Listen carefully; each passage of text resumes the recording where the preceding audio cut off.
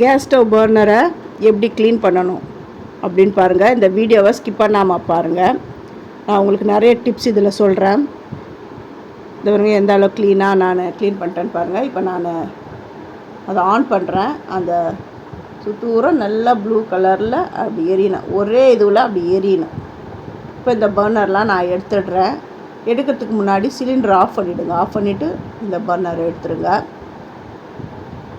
ரொம்ப ரொம்ப ஈஸியாக சட்டுன்னு பண்ணிடலாம். இது சமையல் வேலை எல்லாமே முடிச்சுட்டு அப்புறமா கொஞ்சம் அந்த பர்னர்லாம் கூலான உடனே அந்த சிலிண்டரெலாம் நம்ம ஆஃப் பண்ணிவிடுவோம். சமையல் முடித்த உடனே சிலிண்டர் ஆஃப் பண்ணிவிடுவோம். இந்த பர்னரை எடுத்து ஒரு சின்ன இந்த வேஸ்டேஜான ஒரு கப்பில் தான் நான் போட்டிருக்கேன். போட்டு 1 ஸ்பூன் அளவுக்கு ஹார்பிக்கு அதை இது மேலே ஸ்ப்ரெட் பண்ணிடுறேன். லெமன் ஒரு லெமன் அப்படியே பிழிஞ்சு விட்டுடுறேன். அப்புறம் ஆப்ப சோடா, நம்ம இட்லிக்கெலாம் போடுவோம் பார்த்திங்களா, இட்லிக்கு அதெல்லாம் போடுவோம். அந்த ஆப்ப சோடா தான் நான் இதுக்கு சேர்த்துக்கிறேன். அப்புறம் வினிகர் ஒரு 3 ஸ்பூன் விடுறேன்.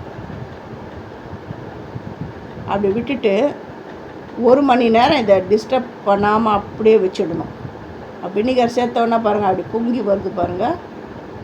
லைட்டாக அந்த கருப்பெல்லாம் அந்த அழுக்கெல்லாம் அப்படி எடுத்துகிட்டு வருது பாருங்கள். இப்போ இந்த டைமில் கையில் விடாதீங்க. சில பேருக்கு அந்த ஸ்கின் இது ஒத்துக்காது, அதனால் கையில் விடாதீங்க. இப்போது பாருங்கள் அப்படி எடுத்து இப்படி தேய்ச்சி காட்டுறா, அந்த அழுக்கெல்லாம் லைட்டாக வருது பாருங்கள். இப்போ இதை 1 மணி நேரம் டிஸ்டர்ப் பண்ணாமல் அப்படியே விட்டுடலாம். ஃபஸ்ட்டு என்னுடைய வீடியோ பார்க்குறவங்க சப்ஸ்கிரைப் பண்ணலைன்னா சப்ஸ்கிரைப் பண்ணுங்கள். ஆல் அண்ட் ஆப்ஷன் தொடுங்க. அப்போ தான் நான் போகிற ஒரு வீடியோவுடைய நோட்டிஃபிகேஷனும் உங்களுக்கு காட்டும். 1 மணி நேரம் கழிஞ்சிடுது. இப்போ அதோடைய அந்த பொங்கி வர்றது எல்லாமே அடங்கிடுது பாருங்கள். இப்போ கையில் விடலாம், ஒன்றும் எஃபெக்ட்லாம் ஆகாது. ஏன்னா வினிகர் சேர்த்துருக்குறோம் நம்ம. பாருங்கள் இப்படி தேய்ச்சே காட்டுறேன் பாருங்கள். பாருங்கள் அப்படியே லைட்டாக அப்படி தேய்ச்சாலுமே அந்த கருப்பு அதெல்லாம் வந்துடுது பாருங்கள். இப்போ இதை என்ன பண்ணோம், அந்த லெமன் வச்சு அப்படி தேய்க்கிறேன் பாருங்கள். அந்த சோப்பு நீங்கள் எதில் இந்த விம்மோ எதில் தேய்க்கிறீங்களோ அதை தொட்டு இதோ இந்த மாதிரி அப்படி தேய்ச்சாலுமே அந்த கருப்பெல்லாம் அப்படியே வந்துடும். இது பாருங்க நல்லா ஈஸியாக வந்துடுது பாருங்கள் அந்த கருப்பு.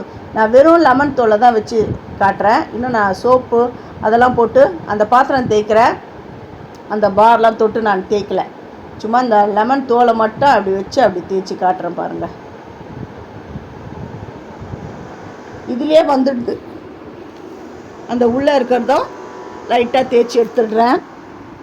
சோப்பு இருந்தால் சோப்பில் போட்டு கூட அப்படியே ஸ்க்ரப் வச்சு லைட்டாக தேங்க, ரொம்ப அழுத்தி அப்படி இப்படி தேய்ச்சிங்கன்னு வச்சுக்கோங்களேன், நல்லா தேஞ்சு போயிடும்.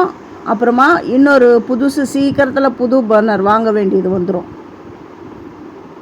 ரொம்ப அழுத்தி அந்த அலுமினிய அந்த ஸ்க்ரப்லலாம் தேய்ப்பாங்க, அந்த சில்வர் அதில் அந்த மாதிரிலாம் தேய்ச்சின்னு இருக்காதீங்க. ஓரளவுக்கு நல்லா இப்படினாலுமே இந்த அளவுக்கே க்ளீன் ஆகிடும். இந்த அளவு க்ளீனிங்காக இருந்தாலுமே போதும். ரொம்ப சில பேர் அழுத்தி கை வலிக்க தேய்ச்சி அந்த பர்னரும் தேய்ச்சி அப்புறமா அதில் ஹோல்ஸ் விழுந்துடும். இது நல்லா தொடச்சிட்டு கொஞ்சம் அது உள்ள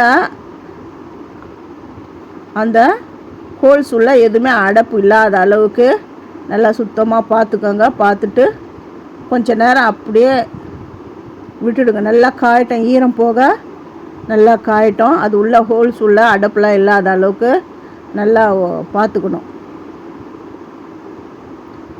நல்லா ஈரம் போக அப்படி தொடச்சிடுறேன். தொடச்சிட்டு கொஞ்சம் நேரம் அப்படியே காய விட்டுடுறேன்.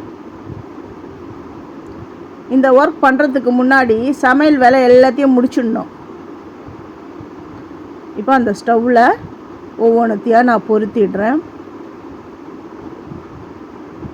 நல்லா பார்க்குறதுக்கு எப்படி இருக்குது பாருங்கள். அதுக்கு நல்லா தேய்க்கிறேன் சொல்லிட்டு நல்லா தேய்ன்னு தேய்ச்சி இது பாருங்கள், இது பித்தளை பர்னர். இது தேய்க்கிறேன்னு சொல்லிவிட்டு நல்லா தேய்ச்சி அதை ஓட்டையாக்கிடாதீங்க. இது மந்த்லி ஒன்ஸ் இந்த மாதிரி க்ளீன் பண்ணாலுமே அந்த இதெல்லாம் போயிடும்.